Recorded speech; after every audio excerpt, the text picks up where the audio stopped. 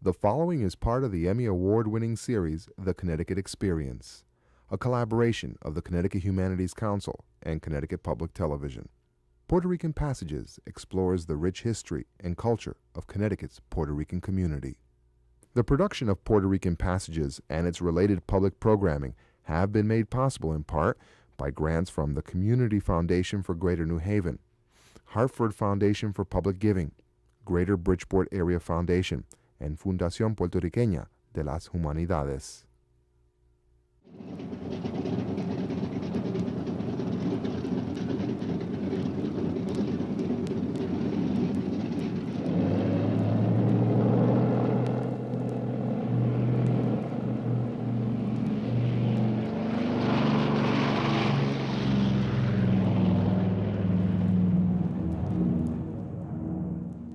The plane we arrived in was old, made of pieces of wooden boards.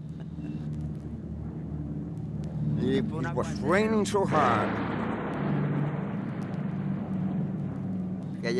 We arrived at the camp there at 3 in the morning. They bring them from Puerto Rico to sell them here with a contract, migrating. $10 and go. Let the wind kill you. 500,000 Puerto Ricans traversed the Atlantic to get to the U.S. mainland during the peak migration years following World War II. Most traveled to the New York City area, 1,600 miles from Puerto Rico and light years from the culture they left behind. Soon, nearby states, such as scenic Connecticut, became the setting for a growing Puerto Rican population, now the largest minority in many of its cities. The Connecticut story provides a living example of an ethnic community constantly developing and adapting to a new and changing environment. But because of their homeland's unusual relationship with the United States, their tenacious protection of culture and unique history, this American group continues to elude simple definition and is often misunderstood. Who are Connecticut's Puerto Ricans? What place have Puerto Ricans found for themselves in Connecticut? This is their story. Connecticut, a land of rolling hills and snowy winters, a symbol of old New England. Puerto Rico, a tropical island about the size of Connecticut, for 500 years a colony of Spain, then of the United States.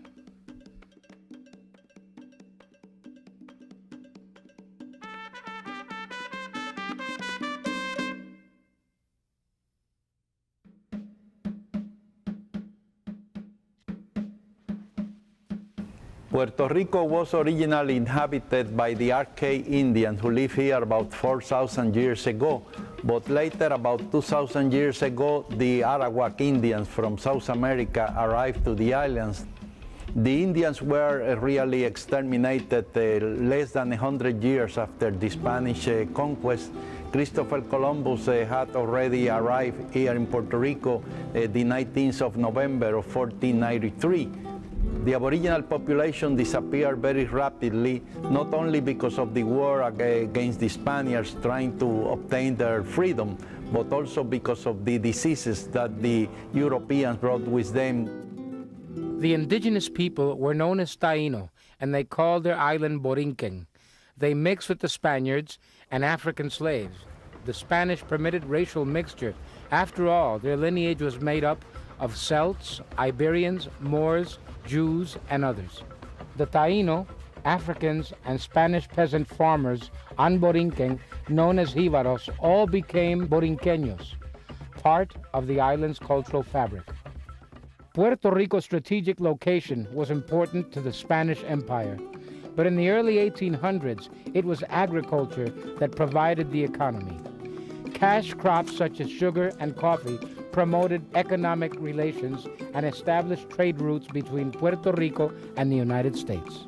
Puerto Ricans followed such trade routes to Connecticut in search of the Gold Line streets. This 160-year-old Bridgeport house was once located in the neighboring suburban town of Stratford. It was known as the De Rivera House. Jose de Rivera, a wealthy sugar and wine merchant, came to live here with his wife and 6 children in 1844. In New Haven, the 1861 city directory shows Augusto Rodriguez was one of several Puerto Ricans living there. When the Civil War broke out, he was one of the first to enlist in the 2nd Connecticut Regiment and saw action in the First Battle of Bull Run. He signed up again for the 15th Connecticut Regiment and became a lieutenant. After the war, he returned to New Haven and fought fires instead of wars. But Rodriguez was the exception. Most Puerto Ricans of the late 1800s were trying to survive back on the island.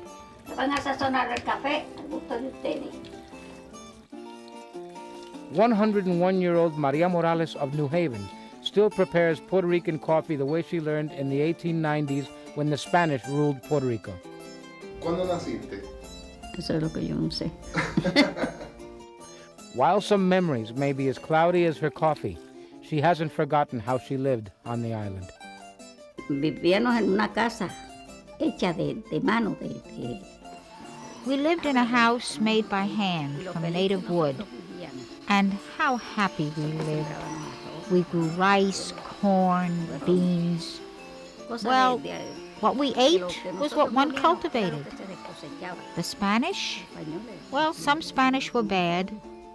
Others, no. Others were good. The poor were down-to-earth people.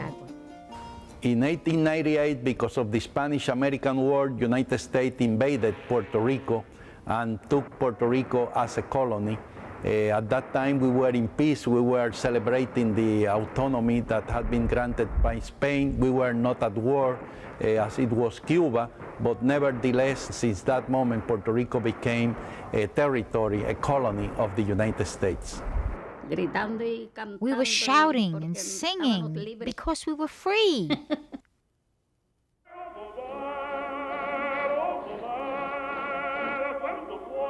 In 1917, Puerto Ricans were made American citizens, and more than 18,000 Boriguas served the U.S. military. After the war, some remained in the United States. Most, however, returned to Puerto Rico, where they continued to encounter hostile conditions. Nosotras nunca supimos lo que fue baile. We never knew what a dance party was. Our festivities were through the Catholic Church. We'd come home from church, change our clothes, eat, work on the farm until evening. Understand? Hasta por la tarde.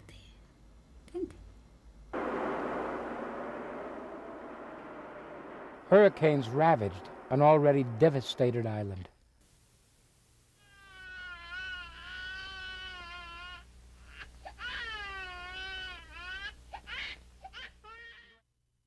Infant mortality rates injured the very soul of the Puerto Rican people.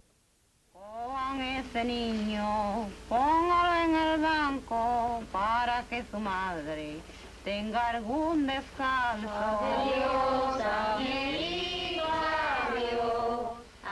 40% unemployment assured a life of want from cradle to grave.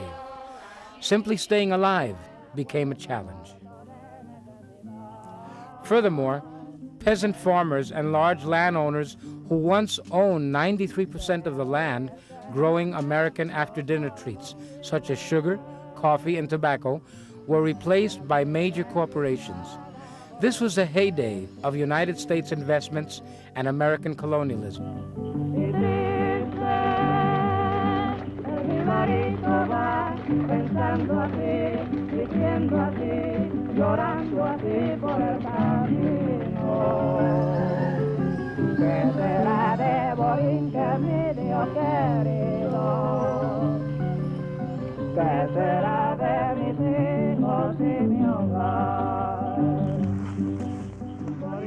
In response to the difficult conditions, young and rural Puerto Ricans first migrated from mountains to the cities and towns of the coast. Since the early 1900s, the more adventurous took their entire families across the world to cut cane in Hawaii or pick cotton in Arizona. After World War I, the U.S. severely restricted European immigration, but Puerto Ricans, who are now U.S. citizens, began migrating in increasing numbers to provide labor for factories and farms. By 1920, the majority of all Puerto Rican migrants were going to New York City. A trickle began to find their way into Connecticut. In June of 1927, Adalberto Perello graduated from a Puerto Rican high school. 2 days after graduation, he was on a boat headed for the United States. He followed a cousin and a brother to the small town of Meriden and was only the fourth Puerto Rican in that New England community. Figured, well, I said, if I stayed in Puerto Rico, it'll be $10 a week. Came here, $33 a week. So I came out to $33. There was no such discrimination. People didn't even know that Puerto Rico existed. They didn't know where Puerto Rico was. I talked to lawyers and doctors. They asked me if Puerto Rico was near the Philippines. In 1936, in New Haven, the nucleus of the modern Puerto Rican community arrived when the New Jersey branch of the Winchester Repeating Arms Company transferred 8 Puerto Rican employees.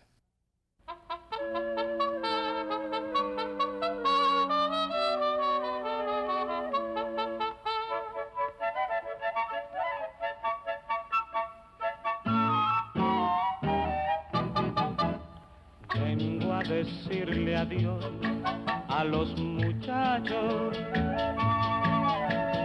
porque pronto me voy para la guerra,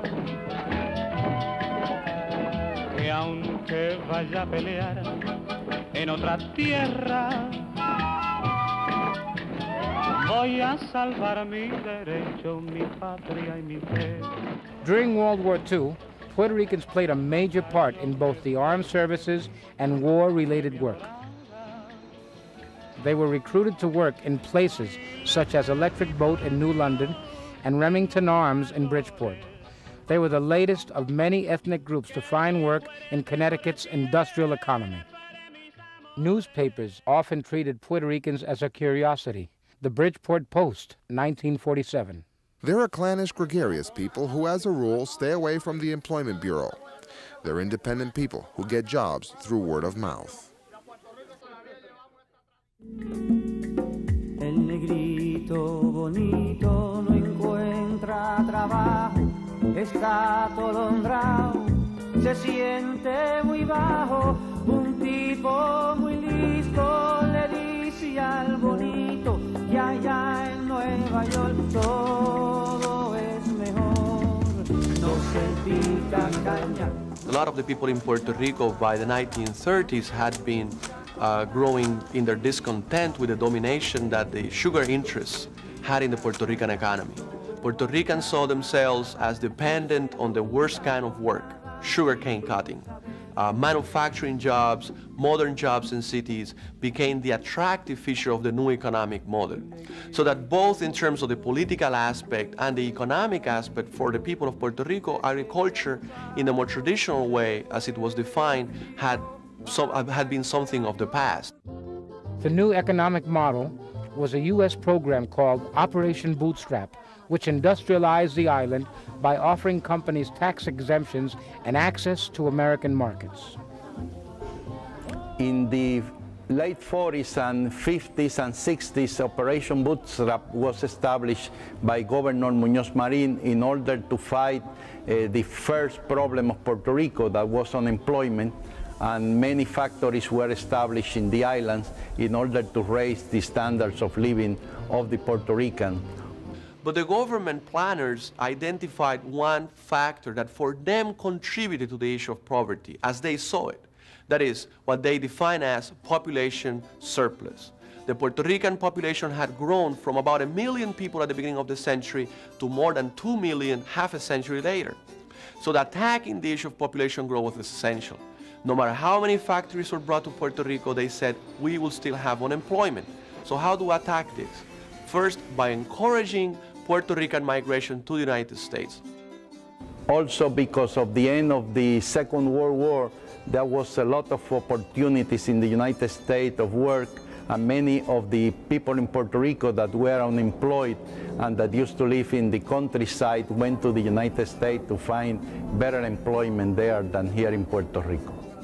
What once was a trickle of migrants to the United States became a flood as the Puerto Rican government actively recruited workers for several states, including Connecticut.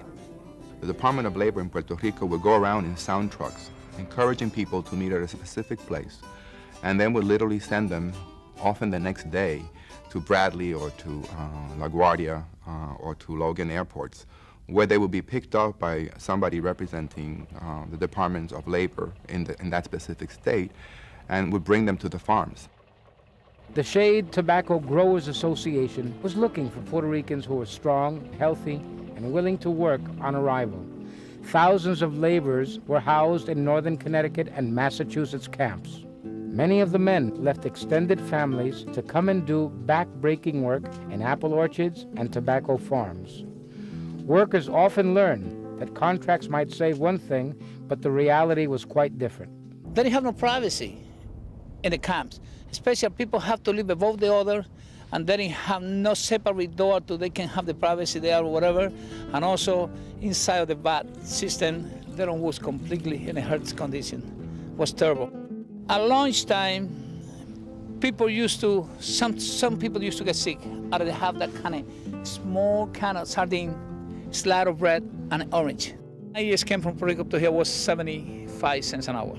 100 years, those brown have the same type of chemical product.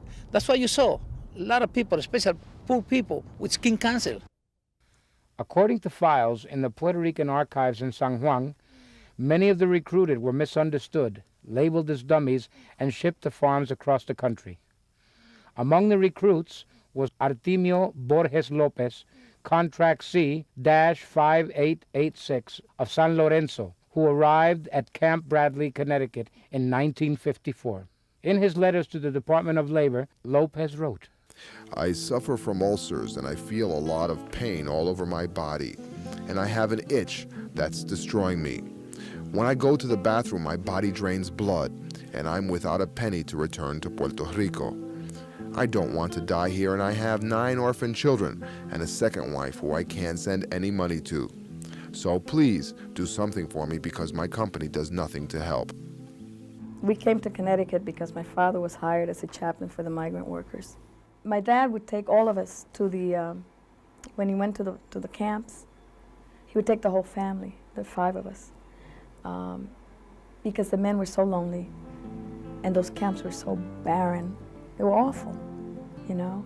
And I remember packaging, like care packages with toothbrushes and towels and toothpaste and just the most basic needs. And he'd fill his whole station wagon up with stuff, and we'd spend most of our evenings just kind of talking to the migrant workers in the tobacco camps. A lot of the people who came to work in this area, picking tobacco, and in the nurseries and in the fruit farms, often ended up in Hartford and taking over the neighborhoods that had belonged to the French Canadians, to the Irish, as they moved out of the cities. After the war, we had a major role in providing basically a cheap workforce for some of the industries that were already beginning to have some problems, the hotels, the services, the garment industry, and so on. Exactly, the 15th day of August 1950. How do you remember that date? Well, those are days that one doesn't forget. It's more or less a new experience. When Alex Lopez arrived, he lived in a Naugatuck boarding house with the other 20 or so Puerto Ricans who lived in the area. A lot of time was spent playing music, singing, drinking, and playing cards. And almost always, especially on weekends, people stay up until daybreak. Someone once said, "This is the house of the devil. No one can live here." The name stuck. The house of the devil. Often those who weren't Puerto Rican grew to appreciate the food, the culture, and the people. I can't say anything bad about the Americans. No, black or white. I am telling you, I was called the sweetie of the building. You know why? Because I was always dancing and singing for them. They understood what I said. With my happiness and dancing, they enthusiastically applauded and danced too. See? But all too often, Puerto Ricans were strangers in their new land. Very painful, very painful. Because I'm the darkest one in the family, I almost felt that I was keeping my family from getting decent housing. Because as soon as they saw me, they refused housing. Various times, I also met people who took advantage of me because my English was not so good. The initial jobs, I went to a factory. Of course, I was told get out of there. They didn't want my kind there. I got a lot of jobs washing dishes, and jobs delivering clothes. But those are jobs that any average American boy would have. It didn't happen because I was Puerto Rican. When I first started, I started on the flea market down the street. I was with 65 dealers. I was the only Puerto Rican there, right? And I fought them until I win. They used to burn my trucks. I used to go and buy one. They used to burn the second one, buy another one. They used to call me over their house. We're gonna kill you. I said, come down. I'm down the flea market here. I'm all alone. Just come right down if you want to kill me. And I stay there, and I stay there. And from there, I move here. And from here, I'm gonna move across the street. I got 6,000 square feet across the street. In the 1950s, 40,000 Puerto Ricans were coming to the mainland each year. 1/4 of the Connecticut Puerto Rican population was from New York. People escaping crime and urban blight, chasing the American dream of a home in the country.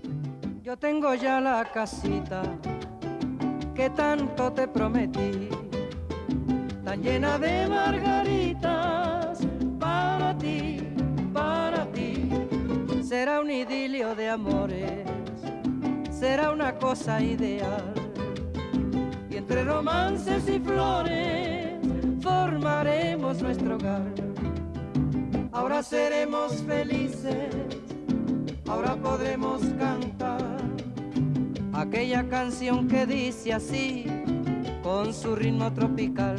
I grew up in El Barrio, and I lived in East Harlem, and so Hartford seemed very neat and clean and beautiful, very beautiful, and quiet. It was quite a change culturally and socially for me, because I lived as a Puerto Rican New Yorker, and here I was smack dab in New England. What happens in chain migration, and has happened for a lot of Puerto Ricans, is that maybe one person will go over from a town. For example, in the case of Meriden, a lot of people started coming from the town of Aguada, Puerto Rico. And once the first people came over, they wrote and called back to their relatives on the island and told them that there was work in Meriden, and then they came over. Juanito Sola is originally from Aguada. He and his late wife Bertha moved to Meriden, where they spent more than 35 years, all the while dreaming of the day when they would return to Aguada. Yo que quería que nuestro hijo naciera en Estados Unidos. Mi hermano Tony vivía en Connecticut, y entonces yo decidí ir a Connecticut a vivir. ¿Por qué te sientes malo ahora? ¿De qué piensas? Mi esposa. ¿Que no está aquí contigo? Perfecto. Sí. Fue una gran compañera y siempre la he echado muy de menos. ¿Tú crees que ella está contigo ahora, aquí viviendo contigo? Bueno, por lo menos es mi inspiración.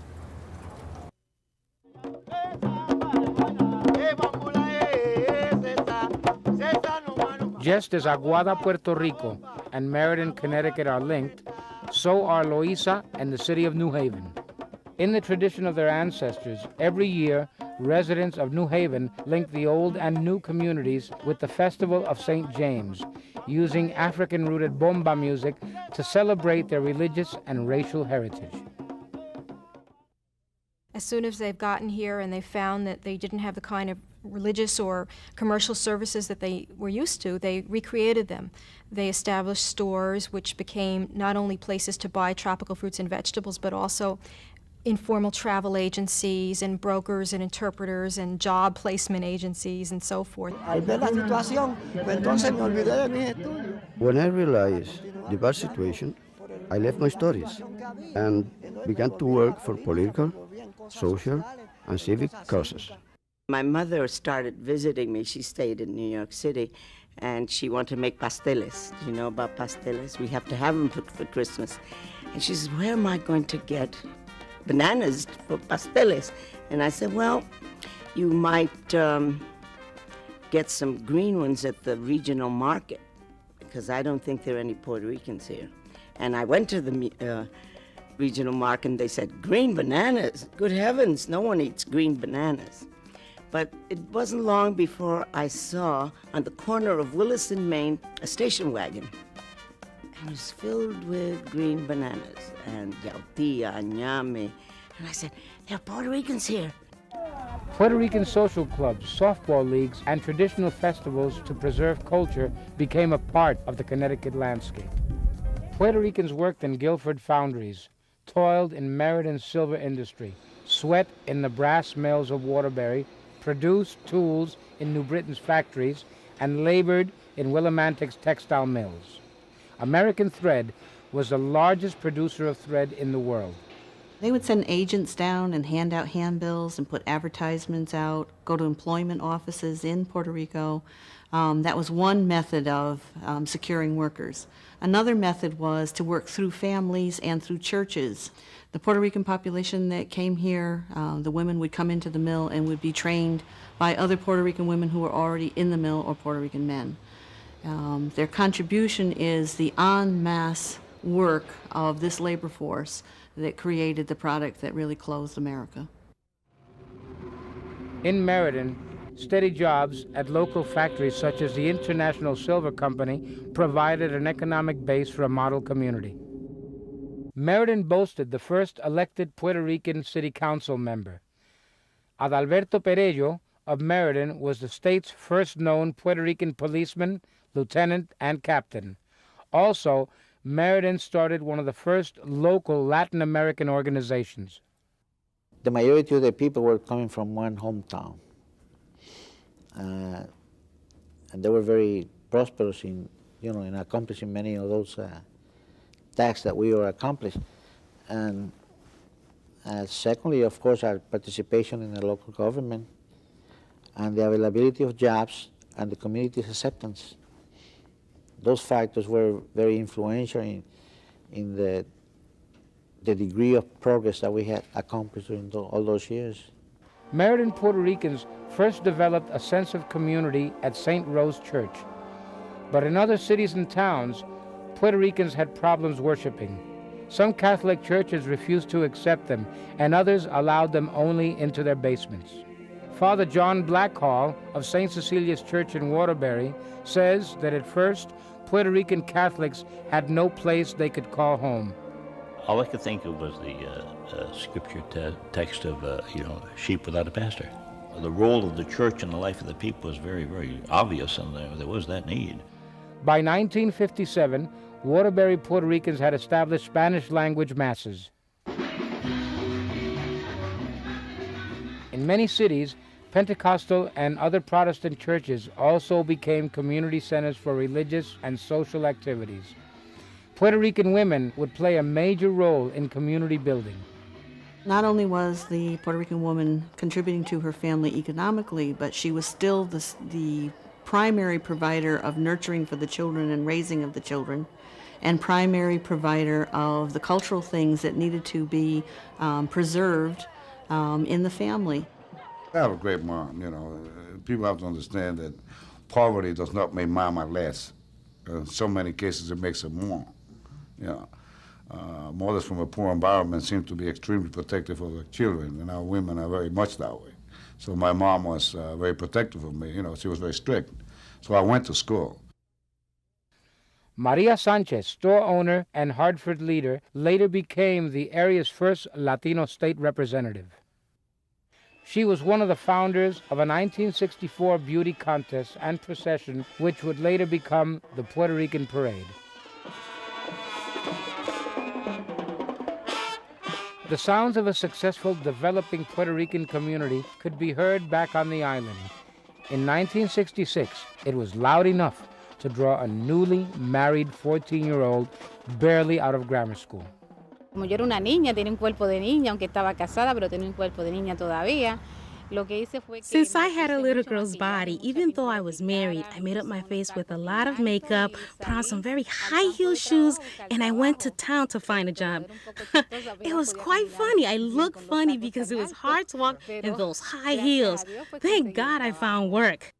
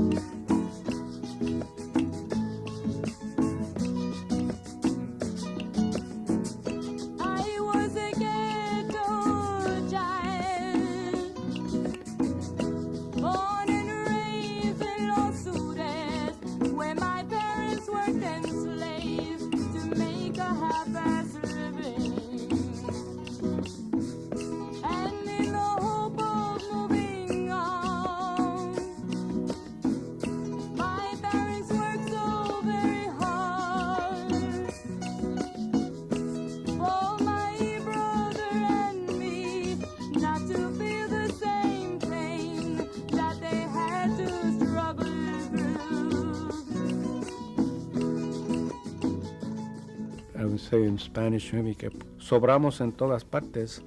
You would say we're always in the wrong place at the wrong time. While there have been many individual success stories, the American dream in general eluded this group. Connecticut's Puerto Rican population grew to 37,000 by 1970, but Connecticut's industries, such as the thread, silver, and defense industries, went into a sharp decline. In Willimantic, the thread mill began laying off. Unemployment among Puerto Ricans in Willimantic rose to 28%.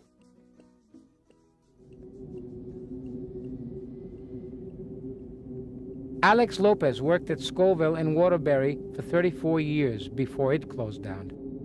Para mí es como un dolor en el alma porque realmente este sitio fue de donde yo viví y venía. For me, this hurts my heart. Realistically speaking, it was my second home. Scoville was the heart of the city of Waterbury. When I started working here, 8,000 people work here.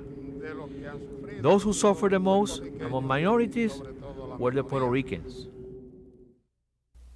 The Waterbury Redevelopment Agency tonight begins interviewing developers for its Central Business District proposed redevelopment project, a $15 million project. Before me is a model of that project for purposes of orientation. This is the Waterbury Green, South Main Street, Bank Street, and Grand Street.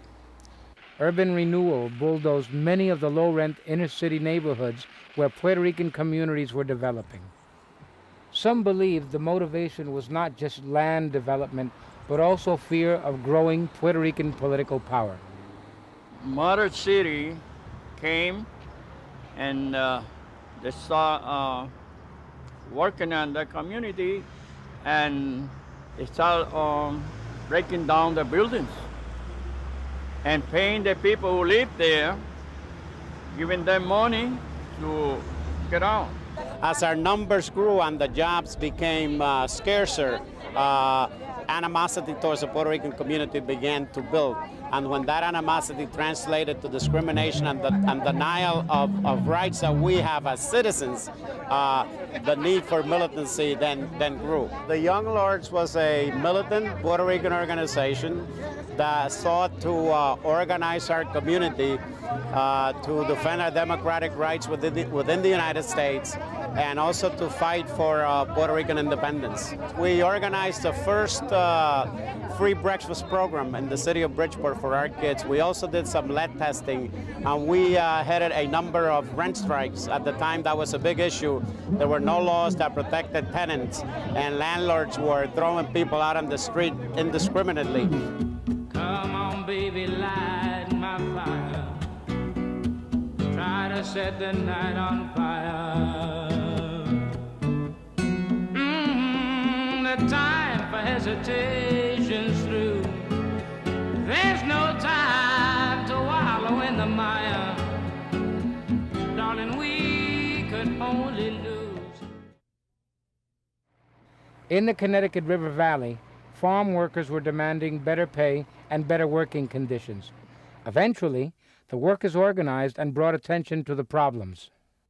The health condition, the lack of orientation, of community awareness, the isolation of the workers, the limitation to visit the workers in the camps. I almost feel like we're damned if we do, and we're damned, if we do well, and then we start organizing and insisting on better working conditions and better pay, then what happens is that other people are interested. And the more automation that you had in the farms, the less strenuous a job was seen. At times of recessions, Puerto Ricans were often replaced by kids, by high school kids, and by other groups who now wanted those jobs.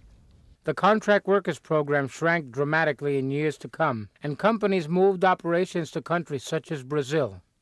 When President Lyndon Johnson vowed a war on poverty, Puerto Rican organizations fought for a share of federal support. Community-based Latino organizations were formed to take on issues such as education, jobs, and the lack of housing.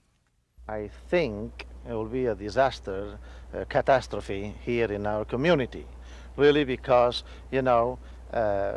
we need action, a rapid action, to have better improvement in this overcrowded situation of living in this slum and this ghetto of the north end of Hartford. It was discovered that a lot of Latino children were not going to school, and if they were not learning. They were generally relegated to the back of the classroom, where they were considered problem children. The conditions here begin to look more and more like the conditions that they had to run away from, so that the calculation of where it's better to be gets more and more difficult to make. Reverse and circular migrations began as Puerto Ricans left the mainland to go back to the island of enchantment, as many homesick Puerto Ricans would call it.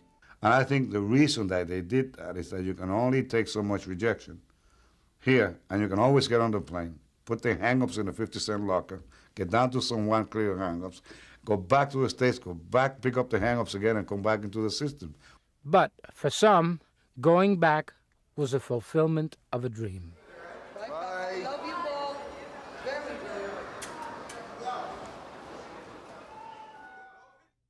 Cuando yo llegué, lo primero que hice fue hacer mi casa aquí, que la hice frente al mar, porque ese era uno de mis sueños dorados y lo quería realizar.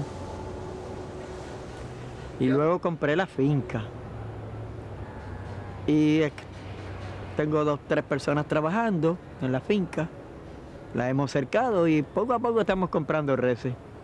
Socialmente también pues para nosotros mejor, porque por el idioma, por las costumbres, por los amigos desde niños, los compañeros de escuela, los maestros, que nunca se olvidan de uno. Y uno tampoco se olvida de ellos. Nereida Centero missed her parents and went back to Puerto Rico within a year. But despite Operation Bootstrap, Centero, like many others, could not find employment on the island. She returned to New London in 1974 and was among an increasing number of migrants moving to Connecticut's smaller cities and towns. Now, you walk fine in high heels? Oh, yes, perfectly. Centero, who is standing firm now, says she returned with her family for the same old reasons and some new ones. Here, I found study and work opportunities, as well as medical opportunities for my husband. Most Connecticut Puerto Ricans decided to give the Northeast a chance. They became increasingly committed to the state and decided to be more politically active and involved in trying to find solutions to the state's problems. You mentioned the word bilingual education, and it's like if you said a dirty word, everybody runs, and it creates a lot of emotions and a lot of chaos, I will say. Bridgeport State Representative Edna Garcia stirred a hornet's nest when she suggested reforming the bilingual education program. If he's so fine, Why are we graduating kids who can't speak English? I don't believe that we could keep a kid in bilingual education for more than 2 years. When detractors say that in 2 years the children should be reading English at grade level, even though they came speaking no English, I ask how many American kids in public schools who speak only English in 2 years are reading English at grade level. Differences like these shape the diverse opinions of today's Puerto Ricans.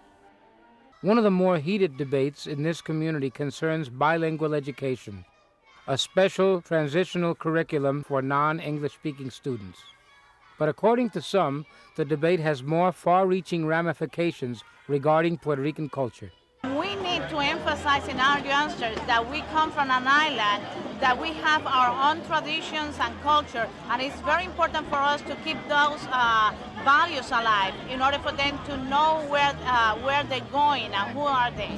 At the same time, we conserving our culture, we have to join forces with the mainstream in the United States. The controversy continues as the bilingual education debate provides the flashpoint for arguments between Puerto Ricans across the social and political spectrum.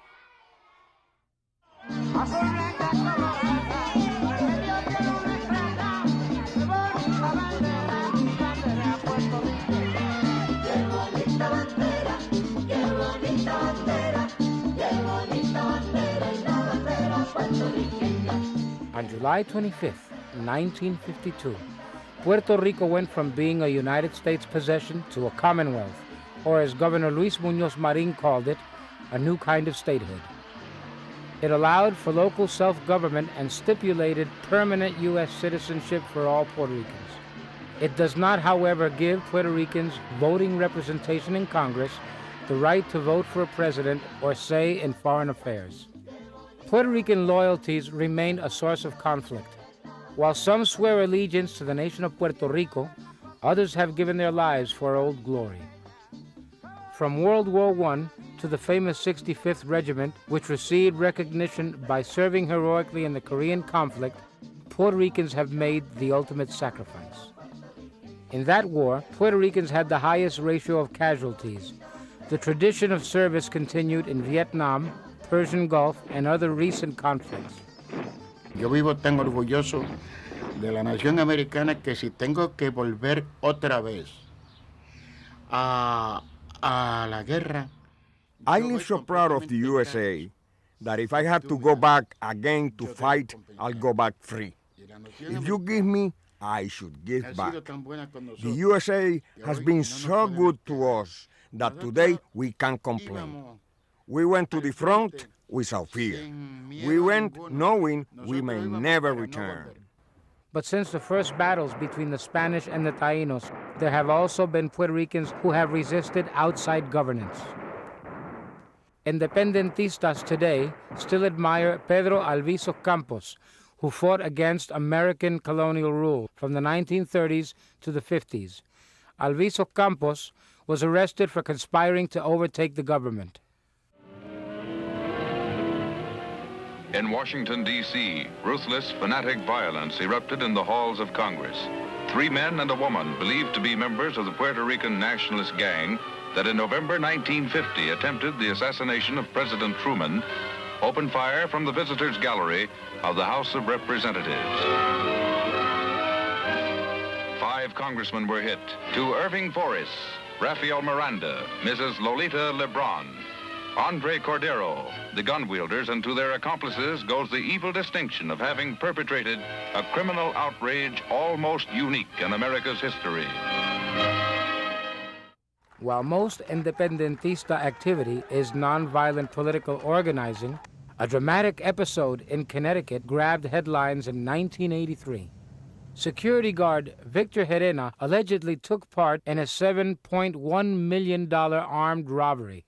It funded a pro-independence group, Los Macheteros. The West Hartford Wells Fargo heist is yet to be solved. Herena has yet to be arrested, and some say nationalist concerns of a frustrated element of the Puerto Rican population are yet to be resolved. The most important issue that faces the Puerto Rican community in Puerto Rico and in the United States is the issue of the status. Because I don't think that until we resolve the issue of the status, we can begin to deal seriously with the problems that we face here.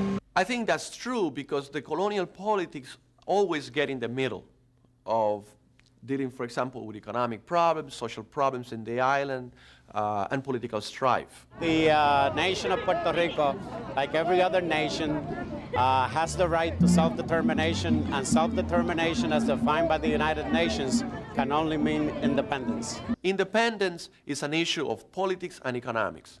Politically, Puerto Ricans will be able to control their own destiny. For us here, I don't see it having an impact. If the island was to decide that we should become an independent country, it would, of course, affect our status, as citizens. In that respect, I see that it would be important. But for us here, I think it's important to be educated, to become a part of what is happening, to get involved in the political process. The argument for statehood, as statehooders put it, is achieving more presence and a certain degree, as they put it, of political power in Congress. The cost would be enormous to the federal government. In addition to which, Puerto Rico with its present population would have a congressional delegation larger than that of 27 states. For Commonwealth, as it happens, they try to mix the ingredients of the advantages of statehood as well as independence. The slogan for them is the best of both worlds. Puerto Rico remains culturally autonomous. At the same time, it can attract American investments. In a November 1993 plebiscite in which Puerto Ricans voted between statehood, a more autonomous Commonwealth, or independence, Puerto Ricans favored Commonwealth. But political observers suggest as long as polls at least show 10% of island Puerto Ricans favoring independence, neither the statehood or Commonwealth movement will be able to put the status issue to bed once and for all. The Latin Kings have been quietly working the streets of our state since early 1991 in what might be considered one of the most intensive recruitment drives in gang history, targeting both boys and girls. They recruited boys' clubs, parks, anywhere kids hang out, even our schools. Recta final.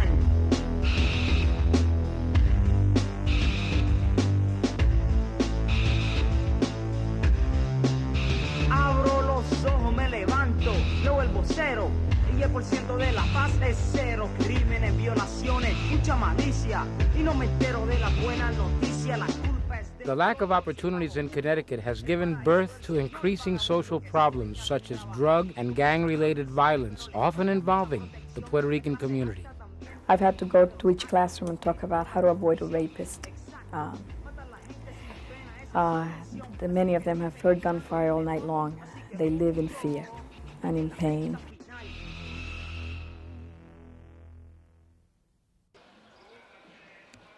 Without jobs, many have resorted to the safety net of entitlement programs. At the Mount Pleasant Housing Project in New Britain, recipients of unemployment benefits, welfare, and training programs say they prefer the alternative, jobs. But Monserrate says she was laid off after being injured on the job.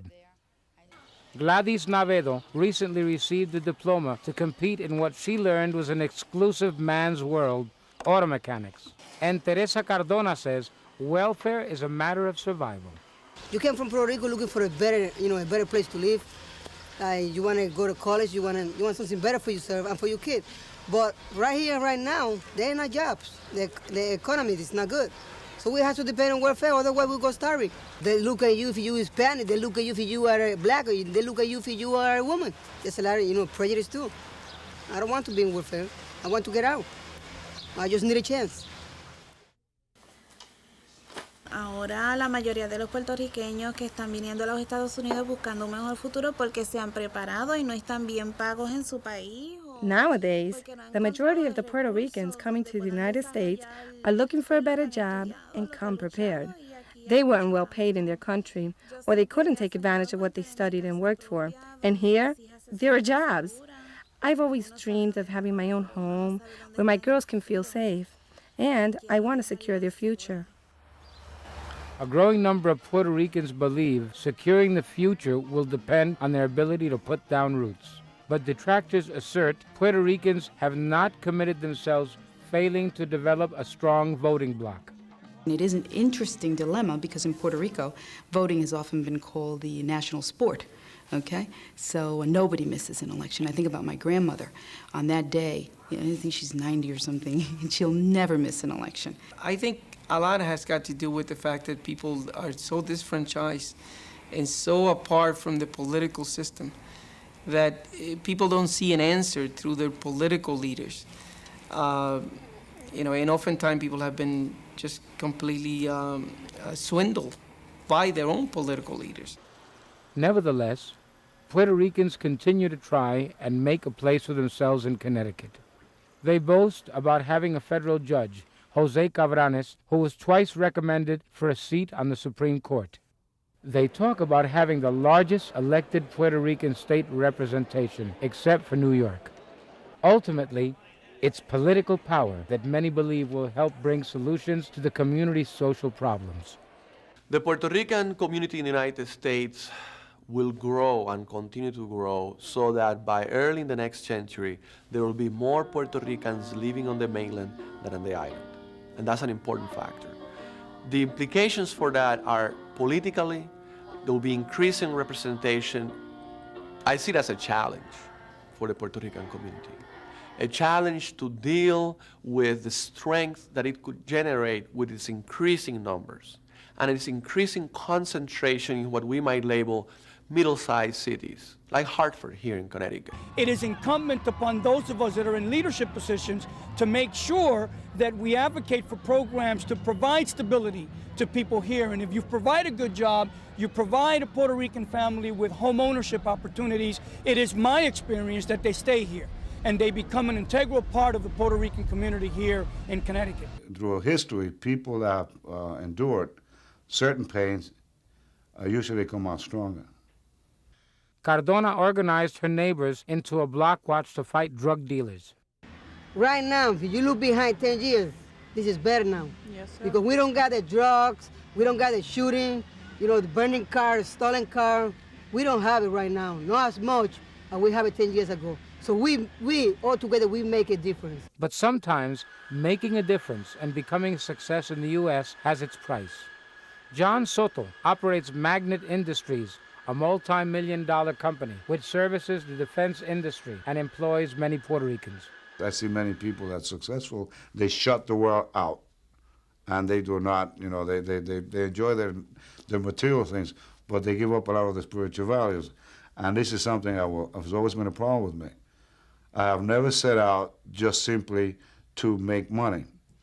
I consider making just simply money having a pocket full of change. I have some spiritual values, which again explains the Puerto Rican culture, that our people have the strength enough to be able to succeed and retain their inner person.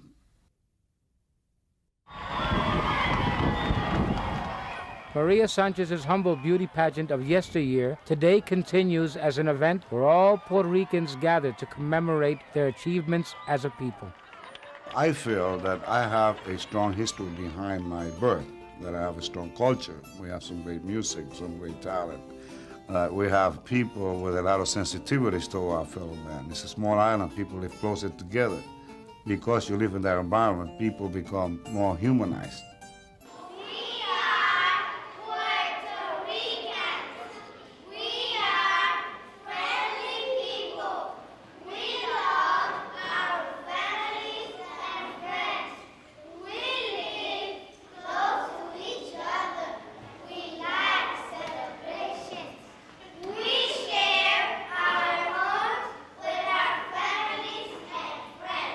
The Puerto Rican community, is a community that one learns from and sees and relating to life. The idea of sharing with other people, it's very pronounced. Even little children, they go to a party, a 5-year-old, and he wants to take home a piece of candy for his 3-year-old brother. That type of sharing, and even the expression, mi casa es su casa, North Americans don't say that. My house is your house. You know, you're welcome at my house, but my house is not your house. You know? Traditionally, Puerto Ricans are diverse, and their ways of life are growing ever more varied. Many live in cities, others moved out into the suburbs, while all share the same culture. Some are patriotic, and some are rebellious, some wealthy, and some impoverished, some Catholic, some Pentecostal. A true melting pot which began on a small island the size of Connecticut. We're so used to lumping people and to making generalizations, and I think that we need to take a look at each individual group as a group with a very distinct history and a very distinct historical moment in terms of when they arrived here and what was there and how things have changed or not changed for them. With the Puerto Rican, we have somebody like myself who has been living in the United States for 45 years, and Puerto Ricans who will come here tomorrow for the very first time. Some of us speak only English, some of us speak only Spanish, some of us speak both and feel very comfortable in it. So that there's a difference in terms of how we have experienced or are experiencing Connecticut. There's a lot more to the Puerto Rican experience than what is seen in film or media accounts. In many ways, the Puerto Rican experience is similar to that of groups who came before them. But it is a distinctive story, challenging preconceived ideas of racial makeup or typical immigration. Whether in Meriden or Aguada, Puerto Ricans enjoy the privileges of U.S. citizenship as well as an accessible Puerto Rican heritage. I love Connecticut. I straddle both cultures. I'm at home in both cultures. I'm a citizen of the world. I see wonderful things in everybody and everything. And I think I'm right. Knowledge of the past gives us a greater understanding of a growing and constantly developing Puerto Rican community in Connecticut. As important, it offers inspiration and guidance to Puerto Ricans who call Connecticut home. That Puerto Rican feeling always calls to me. It's the green of the mountains and the smell of the sea. It's that Puerto Rican feeling that's been calling me again. A warm sunny feeling like the smile of a friend. It's a free and easy feeling, that's the Caribbean way. The sun will shine tomorrow and bring back yesterday. It's that Puerto Rican feeling that's been calling out my name, all my name, calling out to me.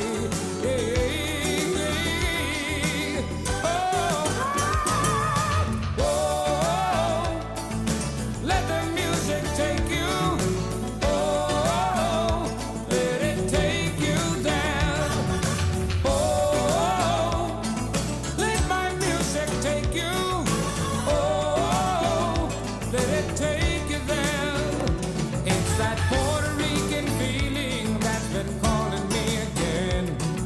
A warm and sunny feeling like the smile of a friend. Let my music take you.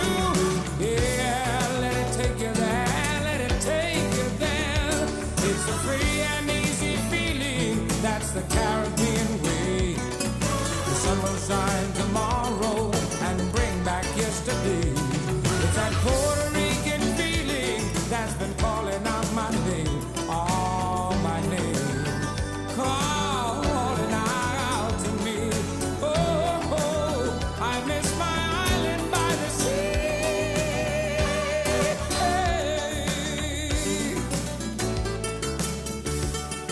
Listen to me, yeah. Can you feel that Puerto Rican feeling? Oh, I'm so proud, I'm so proud. Oh, yeah. Feel it, feel it, feel it, feel it. Why don't you feel it with me, people? The production of Puerto Rican Passages and its related public programming have been made possible in part by grants from the Community Foundation for Greater New Haven, Hartford Foundation for Public Giving, Greater Bridgeport Area Foundation, and Fundación Puertorriqueña de las Humanidades. To learn more about the many public programs planned for this fall by the Connecticut Humanities Council about the Puerto Rican experience in Connecticut, please call the Humanities Council at 203-685-8255. 2260.